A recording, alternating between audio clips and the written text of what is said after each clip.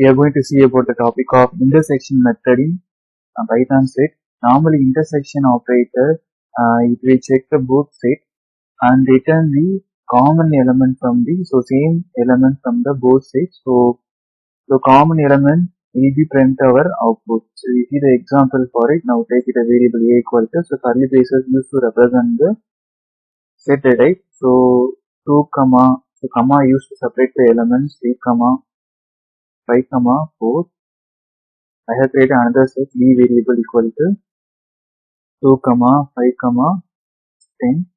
So now I have used print b dot method name is intersection. So intersection.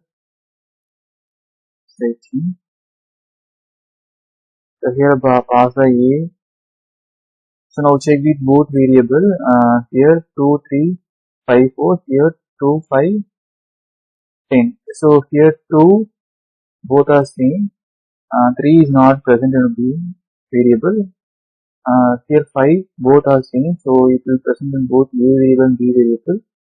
4 is not present in our b variable, so 2 and 5 both are elements present in our both variables, so it will send our output.